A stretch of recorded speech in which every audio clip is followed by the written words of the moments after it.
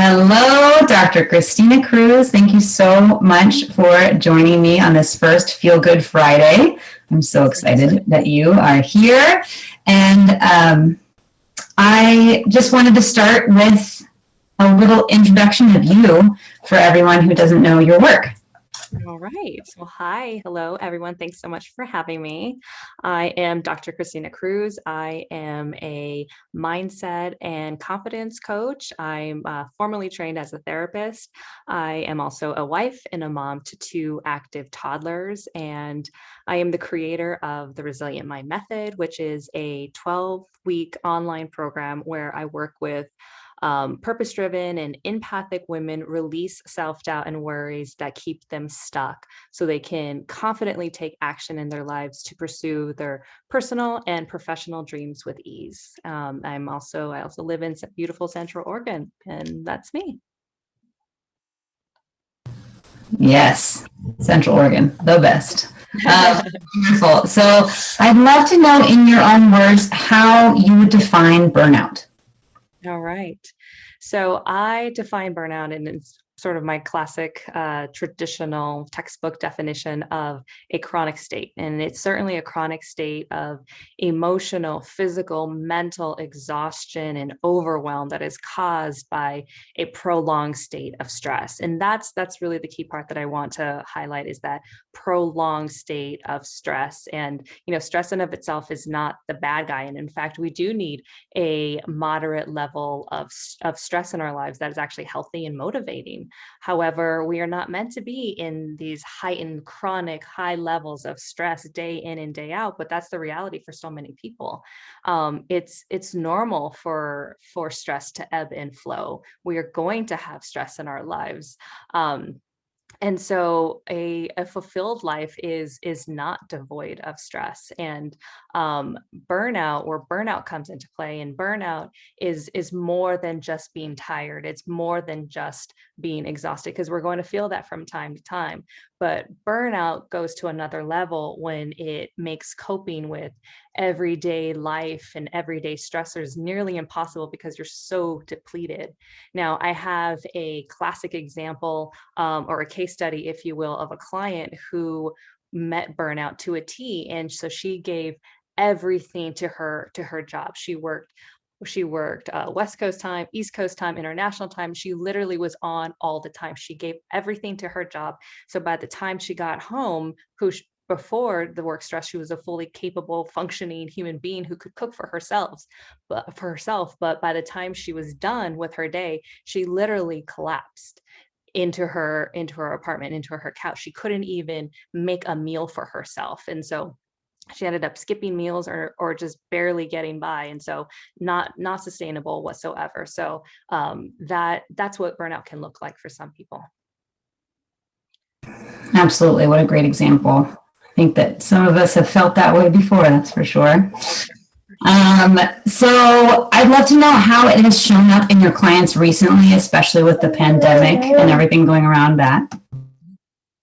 All right. So I definitely see it as exhaustion, obviously with overwhelm, irritability, having a short fuse, being emotionally reactive.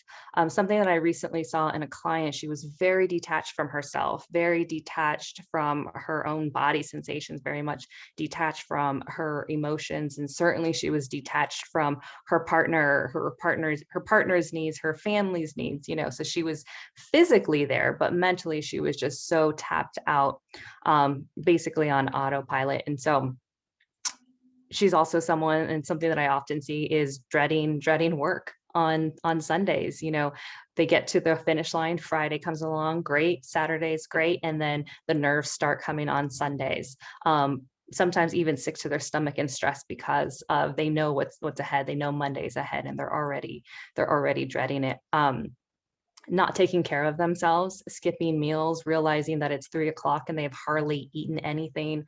They're running on caffeine. They have not drank any water, not moved. Self-care literally just goes out the window. And some of them are isolate because they are just so overwhelmed. Or, I've even heard from some clients say like, gosh, I'm such a bad friend. I don't call, I don't keep in contact. Like, God, I don't want to, I don't want to dump all of my work stress onto this person. So I'm just going to isolate, which ends up obviously is not very helpful because what they really need is that support system. So, but isolation can also be something that I see with clients. So, and something that I have to remind myself of, but certainly my clients as well, is that when stress is high, self-care literally just goes out the window. It's not something that's top of mind. And in reality, that's what we need in those most challenging days is that care for ourselves. I've read and I've heard burnout being described as the dark side of self-sacrifice. And I absolutely think that that's fitting for people who meet burnout. Absolutely. I completely agree. And for our last question, I just want to know if you have any tips for those of us who are experiencing burnout currently. Yeah. So really zoom out a bit, look at your life globally, look at all the things that you have on your plate, everything that you carry with you day in and day out. Again, clearly we're still in a pandemic. For some people, some stress has been relieved because they're not going to the office, but work stress is still there. Workload is still heavy. Now some people are homeschooling on top of all of that, and caretakers of some capacity, or haven't seen their family, and perhaps even have marital or relational issues, and on top of that trying to work on their own personal development and unresolved trauma. Like, that is a lot. That's enough for any one person to, probably more than enough for any one person to deal with. And so I say that just so that we can know that we have to manage our external stressors, but it's really also about managing those internal stressors too. And I take inventory with clients. I look at everything that you're dealing with on the outside, but now let's go a little bit further. What are you dealing with internally? And I call those internal stressors. And those things are like inner critic. I mean, sometimes people are downright bullies to themselves. They compare themselves. They put even more pressure on themselves, not setting boundaries, not asking for help. All of those things add to more stress, and which inevitably will add to burnout if they're not addressed properly. And so, it's about learning how to manage those external stressors, but also those internal stressors, so that we can have the motivation, that stamina to keep showing up for our lives. So I say that, I mean, it's something that I often have to remind, again, myself and clients. But my tips, I mean, they're pretty simple. There's certainly, you've probably heard them before, but 9 out of 10, 10 out of 10 times, people are simply just not doing them. And the first one is asking for help. Looking at a stressful situation and looking at, how can I ask for help? Or are there resources that I'm not utilizing? An example of that, I had a client who, she was just so overwhelmed with work. And I understand, when you're in it, when you're in the thick of it, it's hard to even identify what you need and what you want. And so we realized that she had an admin assistant that she was severely underutilizing. And so we were able to take some tasks off of her workload and put it on the admin, who actually needed more work. And it got to a point where she asked her boss for more. She was vulnerable with her boss and said, I can't deal with all of this stuff. You have to take some work off of my plate, which she never thought was going to happen. But in fact, he did. It wasn't nearly enough work off of her plate, but it was a start, and she was surprised that by asking for help, people actually were responsive and were willing to help her, because they cared about her. So, so finding ways of learning how to ask for help. Setting boundaries. I define boundaries very simply as, what I can and cannot do, what I will and will not do, and being really, really strict about those. I had another client who just recently, her boss put a project on her desk and gave her less than 24-hour notice, on top of all of the other things that she had to do. And I don't know how she functioned. I don't know how she got through it. But after that, we were problem solved, and like, how can we make sure that that doesn't happen again? And it was communicating to her boss, if you're expecting this of me, then I can do this, but I cannot do these other things. And those are hard conversations, I understand, but these conversations are really important, and we need to have them, because people end up staying silent and suffering in silence because of that. Having a support system as much as we possibly can to help get through this. I was going through, again, no surprise as a parent, dealing with some sleep deprivation. And I was talking to a girlfriend who was also dealing with some sleep deprivation. And we just made it almost like a challenge for ourselves. Like, that was the one thing that we're going to focus on. We're going to stay accountable. How many hours of sleep did you get? What time did you go to bed? Like, we know how important sleep is, obviously, as functioning human beings, which leads me into the next tip. Is the phrase that I probably said the most in 2020 is go back to basics. If we are not taking care of our most basic needs, it's going to be hard to show up for all the other things in our lives.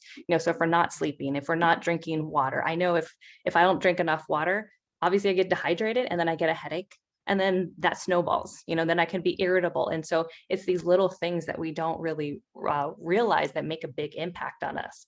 So going back to our basic needs, connection, movement, water, food, like literally sometimes that's where I stay with clients. Is these are the things that we're going to work on outside of, some maybe like work stress or parental stress or things like that. But we're just going to work on your most basic needs. And we can stay there for a little while until they feel fulfilled or rejuvenated in that area.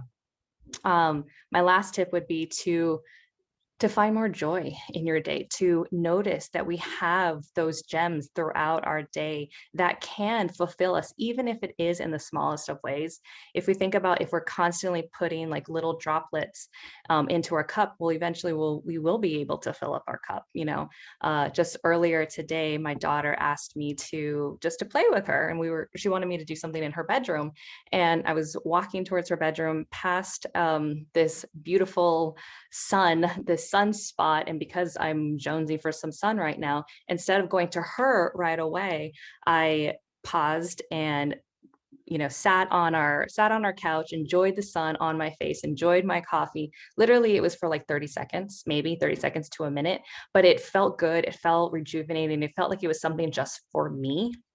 And so finding those, and then, go about your day. But if we constantly do those things, we can fill ourselves up a bit more. So definitely finding more joy, finding more gems in your day, and savoring them, elongating them. Like even when they hug me, with my kids, I love when they give me their little toddler hugs. I hold on longer, because I know that this age, they're growing up so fast, and I literally hold on, like savor it as if I'm eating like my most favorite meal, so find more of those in your day. So yeah, those are my tips.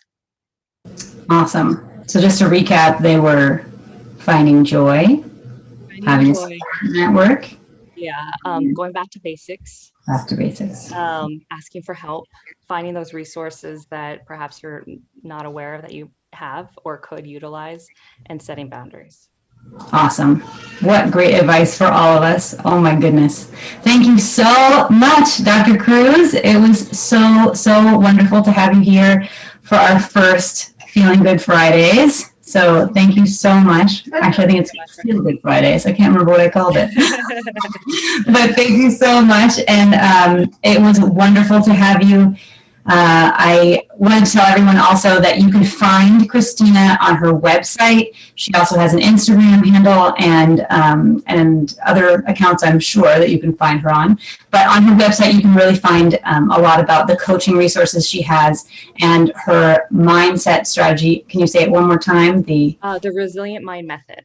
The Resilient Mind Method, that everyone can find a little bit more about from Christina. Yeah, and you can find me on mailing list. When I sign up for the mailing list, you get a little freebie too, right? Oh, yes, I do have. I have a couple freebies. Yes. Yeah. So thank you so much, Christina. And then we are going to be having another Feel Good Friday next Friday, and for Perpetual Fridays is here on out as far as I can go.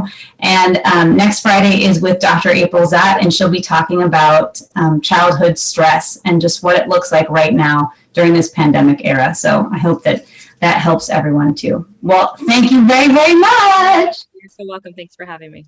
Thank you.